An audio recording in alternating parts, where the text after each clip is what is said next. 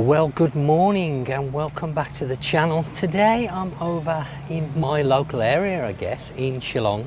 I haven't covered this area before. We're actually down by the pier. Just check out the weather. Hard to believe that we are actually in October, because normally this month we get a lot of rainfall, but this year we haven't done, especially around this time of year, because the vegetarian festival takes place in October and runs around the sort of 15th mark in the month. So we're sort of midway through the actual vegetarian festival at the moment. If you check out some of my past videos on the vegetarian festival, you will see that most of them it's raining and it seems a bit of a shame, because it's a great festival. I actually really like the vegetarian festival. Not really covered it this year because I have covered it quite extensively in years gone by, so I thought I'd have a year off this year, but it's typical this year that I haven't filmed it. It is absolutely beautiful, and the whole week has been really nice. I've been out a few places over Patong, and I've also been off island as well with my other channel. So if you don't know about that, go and check out my Bald&Bored in Thailand channel. And yeah, we're just down here at Chalong Pier, and this is where a lot of boat trips run from. So if you were planning on doing some island hopping, then more than likely this is where you will come to catch those boats. A lot of the tour companies use this area for that particular reason, because there's a lot of speedboats, as you will see, in this area. They've actually upgraded this pier area now to something that they call a smart pier. I don't know exactly what that means, but Chalong Pier now is classed as a smart pier, and there's only a few of these smart hubs in Phuket, and Chalong Pier is one of them. And you can see that's the actual smart part, but there is a lot of boats in Chalong Bay, and a lot of boats that run from this pier going to the various islands.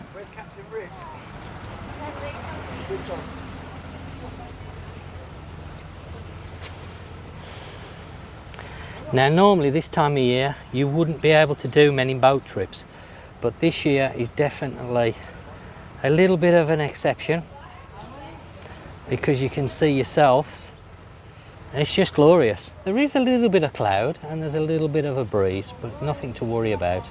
We're getting less rain in October than what we have had in September.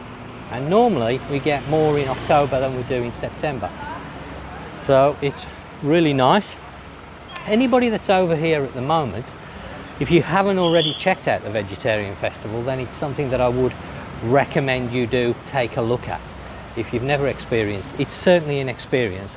I may yet cover the last day, last night, because that's when all the temples come together and they have one almighty parade. But it does get a little bit chaotic, to say the least, and it is slightly a dangerous environment to be in, with fireworks going off and firecrackers. It's just absolute chaos, to be honest. And this year I've got my drone, of course, and I would really like to cover it from the air if possible, because that's something that I've not done, and it looks amazing when I've seen videos of other people that have used drones during that time.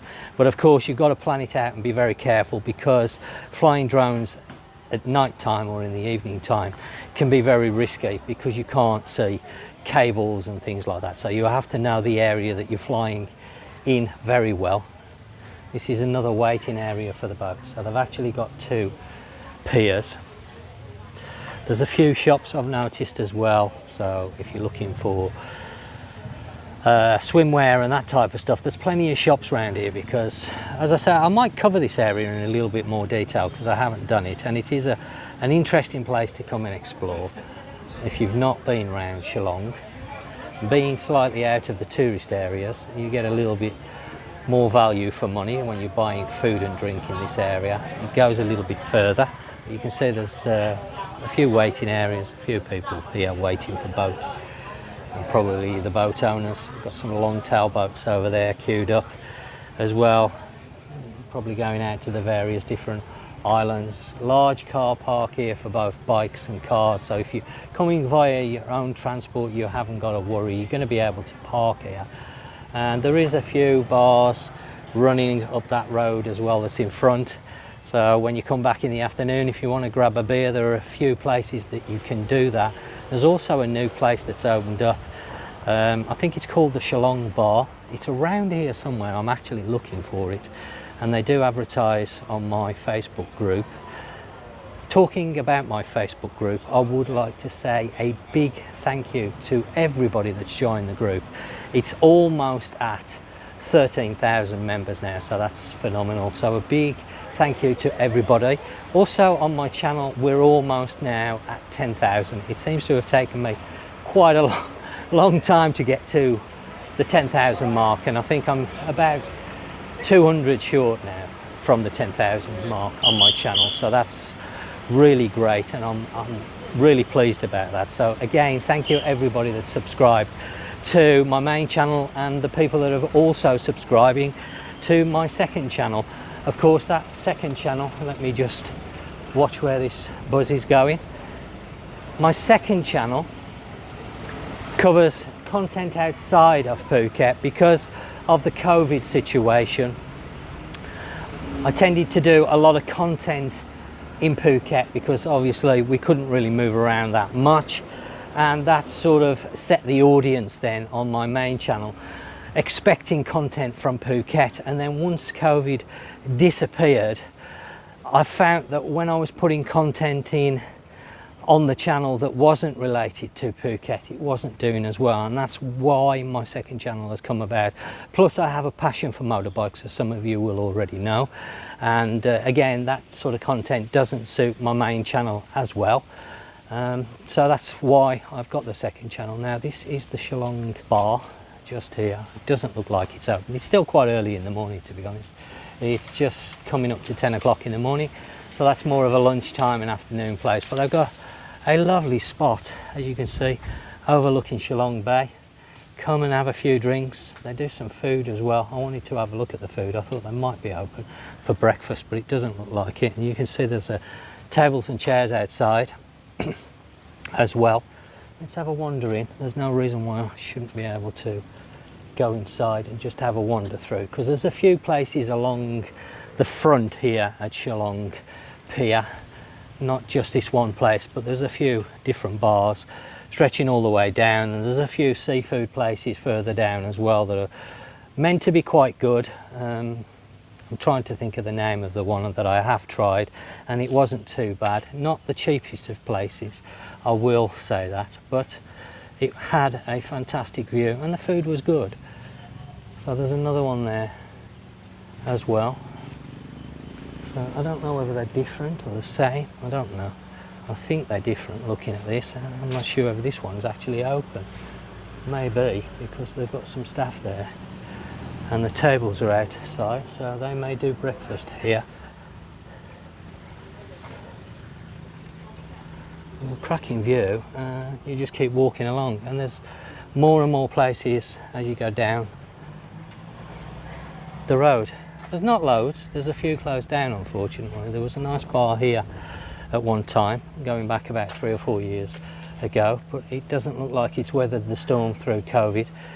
It was a dive shop and various things, and then we've got another place over there. And as I say, there's a place called the Lighthouse that's opened up further down. That looks like a restaurant, and then another new hotel, and again the hotel has got a beach bar and restaurant, so you might want to explore that. So this is quite an interesting area. It has got not really a beach as a sunbathing beach, but you can see there is a beach here, but it's full of boats, being the pier.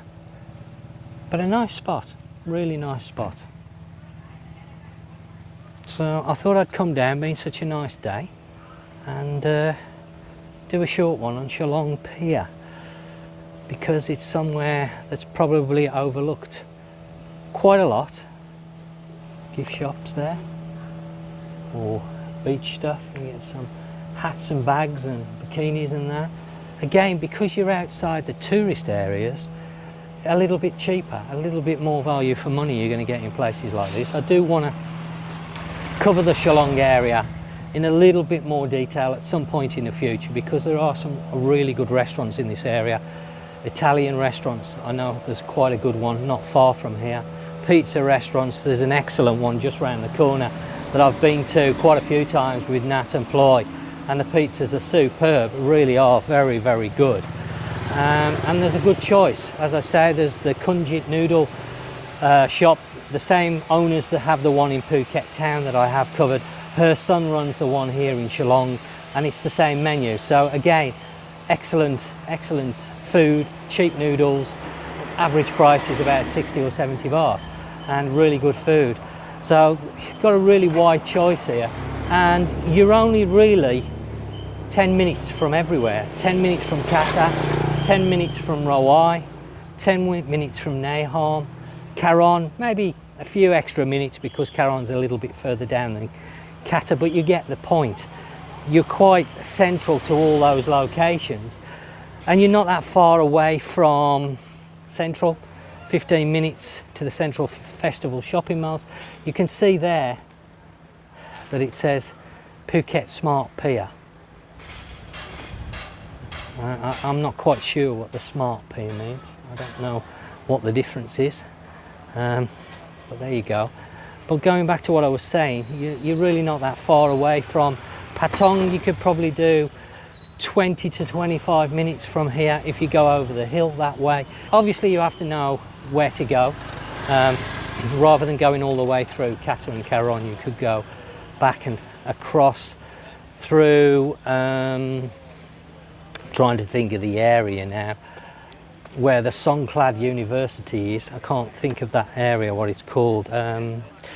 Katu, it's on the edge of Katu, or Katu, however you want to pronounce it. But you can go that way and then over the Patong hill, and you're 20-25 minutes from Patong. So a good area to stay in, especially if you're looking at saving money, because the accommodation around here is a lot cheaper. A friend of mine stays in a room around here, and he normally pays November, December, January, February, between 5,000 and 6,000 baht, which is extremely cheap. It is very basic accommodation. It does have air conditioning, but it's very basic. It's just basically a room, no frills, but it's very cheap. And to use it just as a base is ideal, because you can go from here all around the island and not be paying the prices that you would be in places like Kata and Karon and Rawai. You're going to be paying a lot more in a high season than 5,000 or 6,000 baht, that's for sure. You might find the odd room, the odd exception, but not easily, whereas there's quite a lot around this area that would be in that price bracket. So you're going to be paying a lot less than 10,000 baht a month. So if you're looking to come over here on a tight budget, then maybe this would be a good area. So as I say, I wanted to explore it a little bit more and show it in more detail. There's a nice restaurant just over the back there as well. That's very good. Again, not cheap, but it is a very good seafood restaurant, and they have a lovely spot right next to the pier in the evening time looking over Chalong Bay. You can't really go wrong there, to be fair, but they have changed over the years. They also hold jazz nights as well. There I've seen different entertainers on at different times.